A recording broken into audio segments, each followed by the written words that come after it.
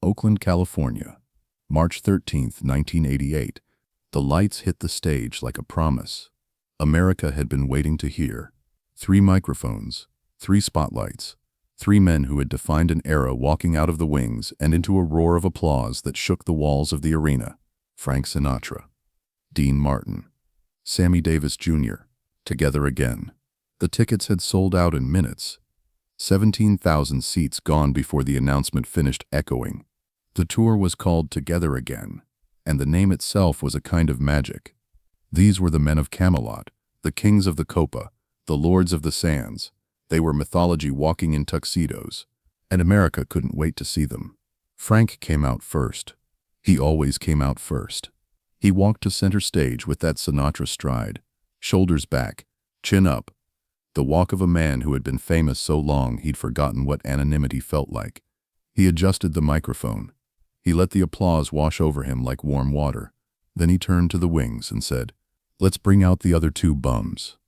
The audience laughed. Sammy came out dancing, because Sammy always came out dancing.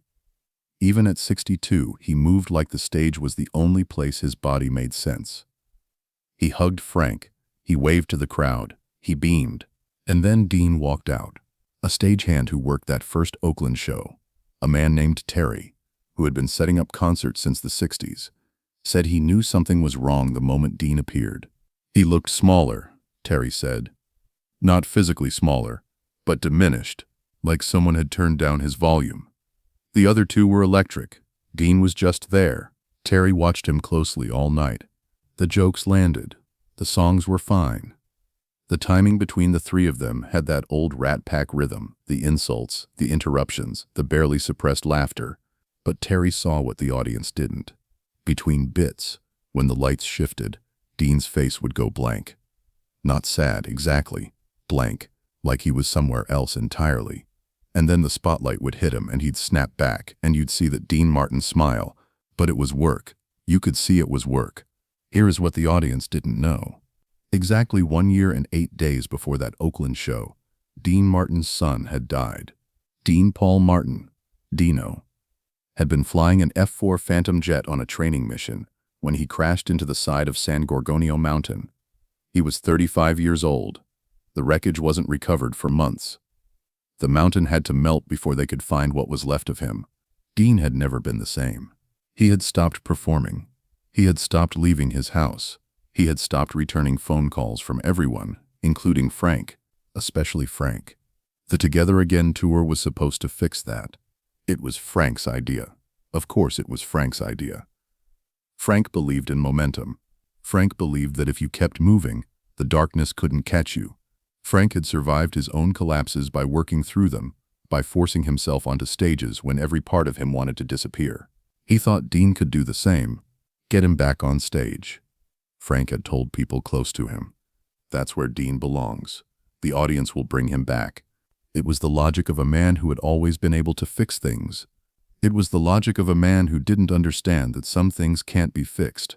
A publicist who worked the first week of the tour, a woman named Sandra who had handled both Frank and Dean at various points in her career, said Frank was worried from the beginning. He wouldn't admit it, Sandra said. Frank never admitted weakness, not even in private. But I saw him watching Dean during the rehearsals, just watching, and his face, it was concerned, almost frightened. She paused. I'd never seen Frank Sinatra frightened of anything, but he was frightened of losing Dean. You could see it. The paradox of that opening night was simple. 17,000 people were watching the greatest reunion in entertainment history, and the man in the middle of it was already gone. To understand what happened on that tour, you must first understand what Frank and Dean had meant to each other. They had met in 1944, 2 young Italian-American singers trying to make it in a business that didn't make room for people with names like Sinatra and Crocetti. Frank was already famous then, the boy singer who made girls scream. Dean was nobody, a crooner from Ohio who had changed his name from Dino Crocetti because it sounded too foreign. They didn't become close right away. That took years. By the late 1950s, they were inseparable. Frank had survived his career collapse, his Oscar comeback, his transformation from teen idol to serious artist. Dean had survived Jerry Lewis, had reinvented himself as a solo performer, had proven that he was more than just the handsome one.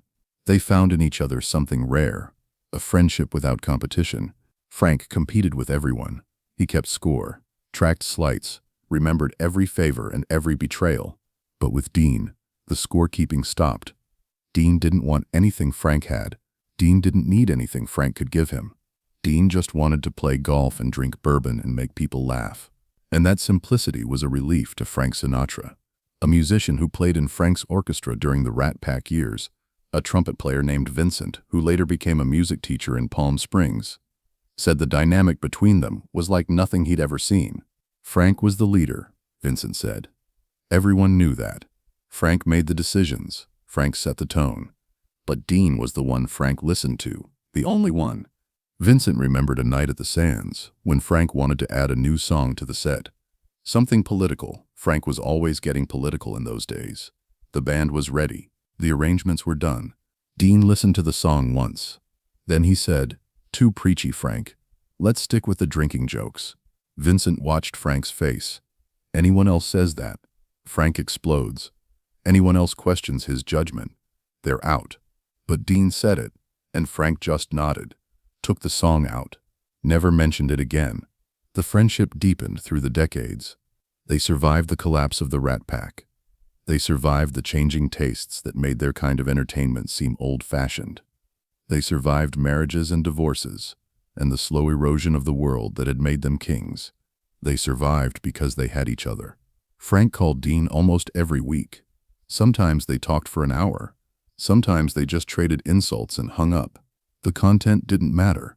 The ritual did. But after March 1987, Dean stopped answering. Frank tried everything. He called daily for the first month after Dino's death. Dean wouldn't come to the phone. Housekeeper said he was sleeping. Housekeeper said he was out. Housekeeper said he wasn't feeling well. Frank knew they were lies.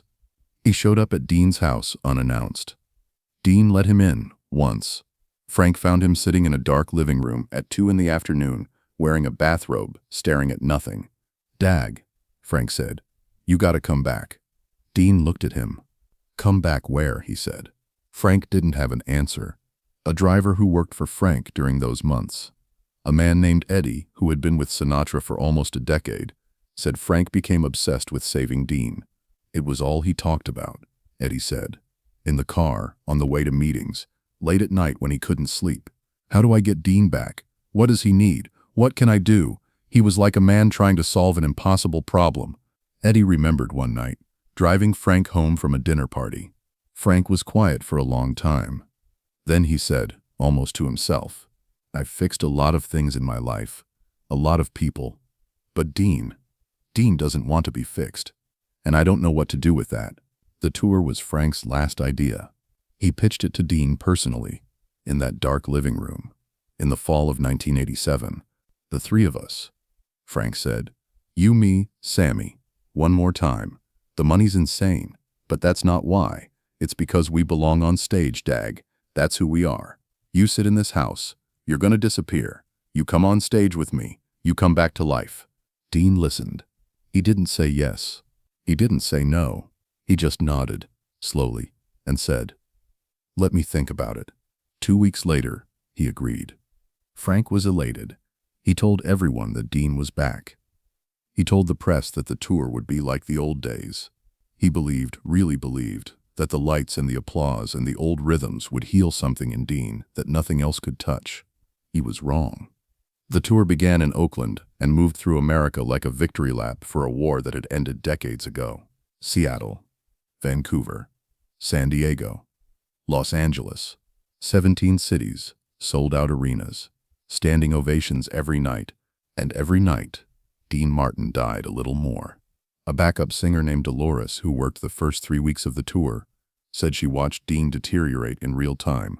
"The first few shows, he was professional," Dolores said. "Quiet backstage, but professional. He hit his marks, he sang his songs, he did the bits with Frank and Sammy. But by the second week, he was forgetting things. Lyrics would vanish mid-song. Dean would cover with a joke, a sip from his glass, a shrug that the audience read as charming. But Dolores saw his eyes in those moments. "Panic," she said. "Just for a second. Then he'd recover. But the panic was there, and it got worse every night. Frank noticed. Of course Frank noticed. Frank noticed everything, even when he pretended not to. But he didn't know what to do. A road manager named Phil, who coordinated logistics for the tour, said Frank would pace backstage during Dean's solo segments. He couldn't watch, Phil said. He'd stand in the wings for a minute, then walk away, then come back, like he was checking on a sick friend in the hospital, hoping this time would be different, and it never was. Phil remembered one night in Los Angeles, the Forum, their biggest show yet. Dean forgot the words to That's Amore. The audience didn't notice. The band covered. Dean improvised. The moment passed, but backstage, Frank was white. He just stood there, Phil said. Didn't say anything. Didn't yell, didn't make a joke. Just stood there with this look on his face, like he was watching something die and couldn't stop it. The breaking point came in Chicago. April 1988.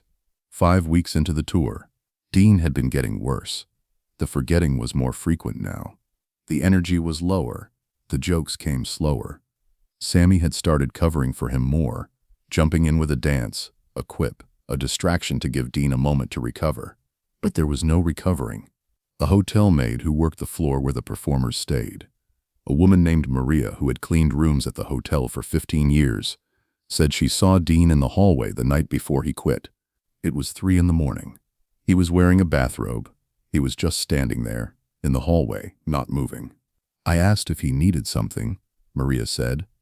He looked at me like he didn't understand the question. Then he said, "I'm looking for the way out." I thought he meant the exit, so I pointed to the elevator. But he shook his head and went back to his room. She paused. I don't think he meant the elevator. The next morning, Dean called Frank. It was early, maybe 7 a.m. Frank wasn't a morning person, but he took the call. A security guard stationed outside Frank's suite, a man named Jerome who had worked for Sinatra on 3 previous tours, said he could hear Frank's voice through the door. First calm, then louder, then pleading. "Don't do this, Dag. We'll take a break, a week off, whatever you need. You can't quit. You can't just..." Then silence. Then Frank's voice, very quiet. Okay, I understand." Dean flew home that afternoon. He didn't say goodbye to Sammy. He didn't address the crew. He just packed his bag, got in a car, went to the airport, and disappeared. The tour continued without him. Frank and Sammy restructuring the show, adding performers, pretending that nothing was wrong. But everyone knew. The Together Again tour was over. The 3 men would never share a stage again. A flight attendant who worked Dean's flight back to Los Angeles, a woman named Christine who had been flying for Pan Am for 12 years, said she recognized him immediately. He sat in first class, by the window. He didn't order anything, didn't read, didn't watch the movie. He just looked out the window the whole flight. She debated whether to say something. She was a fan. She'd grown up watching his show. Finally, as they were landing, she leaned in and said, "Mr. Martin, I just wanted to say, I've loved your work my whole life." Dean turned and looked at her. "Thank you, sweetheart," he said. "That's very kind." Then he turned back to the window. His voice was polite, Christine said, but his eyes, there was nothing there, like he was already somewhere far away, like he was just waiting for the plane to take him the rest of the way. Frank Sinatra stood in a hallway in Chicago for a long time after that phone call. His security guard, Jerome, said Frank didn't move for almost 10 minutes. Just stood there, phone in his hand, staring at nothing. Then he made another call. To Sammy. "Dean's out," Frank said. "It's just us now." Jerome couldn't hear what Sammy said, but he heard Frank's response. "No, don't call him. He needs..." Frank hung up. And for the first time in Jerome's years of working for him, Frank Sinatra looked old. The tour went on. Frank and Sammy finished the remaining dates. They brought in other performers, Liza Minnelli, guest comedians, anyone to fill the Dean-shaped hole in the show. The audiences still came. The reviews were still positive, but something was missing. Everyone felt it. A lighting technician who worked the final show of the tour, a man named Garrett who had done lights for all 3 Rat Pack members at various points, said the last night was strange. Frank was professional. He always was. But there was this moment, near the end, when he was supposed to make a joke about Dean. It was in the script, something about our missing friend, or the Italian who's probably on a golf course right now. Standard stuff. Garrett watched from the booth. Frank got to the line, and he just stopped, looked at the empty space where Dean used to stand, and he couldn't say it. He skipped it, moved on to the next bit. But I saw his face in that moment. Garrett paused. It was grief. Not anger, not frustration. Grief, like he was already mourning someone who was still alive. Dean went home to Beverly Hills and closed the door. He didn't perform again. Not really. A few small appearances, charity events, nothing that mattered. The television show was long gone. The movies were ancient history. The king of cool had abdicated. He sat in dark rooms. He watched the hours pass. He waited for something, though no one knew what. And Frank called. Every week, like clockwork, for the next 7 years. Sometimes Dean answered. Mostly he didn't. When he did answer, the conversations were short. Frank would ask how he was doing. Dean would say fine. Frank would ask if he needed anything. Dean would say no. Frank would say he was thinking about him. Dean would say thanks, then silence. Then Frank would say goodbye, and the line would go dead. A housekeeper who worked for Dean in the early 90s, a woman named Esperanza, who had been with the family for years, said she watched this ritual happen dozens of times. Mr. Sinatra would call. The phone would ring, and Mr. Martin would look at it like he wanted to answer but couldn't. Sometimes he would. Mostly he would let it ring. She remembered one call that Dean did take. It was 1993, maybe. She was in the next room, but she could hear Dean's side. Yeah, Frank. I know. I'm okay. No, I don't want to. I can't. Then, after a long pause, I know you do. I know. He hung up. Esperanza saw him sit there for a long time afterward, holding the phone like he was waiting for it to ring again. It didn't. What did Frank Sinatra learn from losing Dean Martin? It's a hard question to answer, because Frank was not a man who discussed his lessons. He was not a man who admitted defeat. He was not a man who accepted that some problems had no solutions. But people close to him said something changed after 1988. A pianist who played for Frank in his final years, a man named Bill who had known Sinatra since the 60s, said Frank mentioned Dean only once in his presence. It was late at night, after a show. Frank was drinking alone at a piano bar. Bill was packing up his sheet music. You know what I never understood? Frank said. Not really to Bill. Not really to anyone. Bill waited.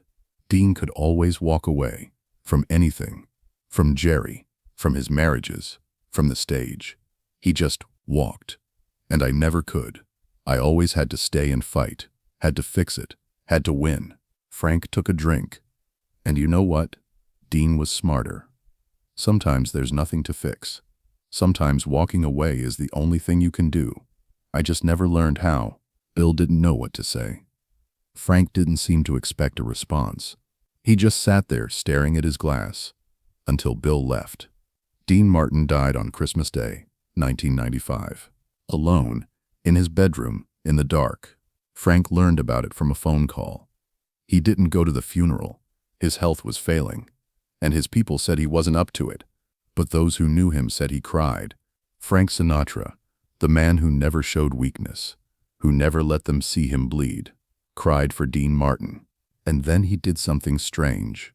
A friend of Frank's from Palm Springs, a golf buddy named Richard who had known both men for decades, said Frank asked him to come over a few days after Dean died.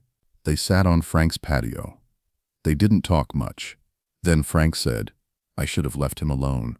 Richard asked what he meant. The tour. I pushed him. He wasn't ready. He was never going to be ready. And I made him do it anyway, because I thought I knew better. Because I always think I know better. Frank looked at the desert. And now he's gone. And I'll never know if I made it worse. Richard didn't have an answer. Some questions don't have answers. Here is what the Together Again tour taught the people who witnessed it. That love is not always enough. That good intentions can cause harm. That the strongest man in the room is sometimes the one who walks away. And that watching someone disappear, slowly, night after night, is its own kind of death. Frank Sinatra lived another 3 years after Dean. He performed less. He stayed home more. He became, in his own way, a version of what Dean had become. A man waiting for something to end. When Frank died in 1998, the newspapers called him the last of the Rat Pack. But the Rat Pack had really ended a decade earlier, in a hotel hallway in Chicago, when Dean Martin said, "I can't do this anymore." And Frank Sinatra, for once in his life, couldn't find a way to make him stay. Some things can't be fixed. Some friends can't be saved. Some doors once closed, never open again. Frank Sinatra spent his whole life believing he could control the world. And mostly he could, but he couldn't control Dean Martin. He couldn't stop him from grieving. He couldn't stop him from leaving. He couldn't stop him from dying.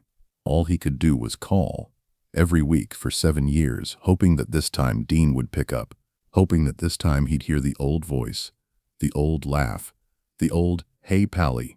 But that voice was gone. It had walked off a stage in Chicago and never come back. And Frank Sinatra, the man who could do anything, could only watch. The lights go down eventually for everyone. The applause fades. The stage empties, and the ones who are left behind stand in the wings, watching, wondering if they could have done something different, wondering if there was ever anything they could have done at all.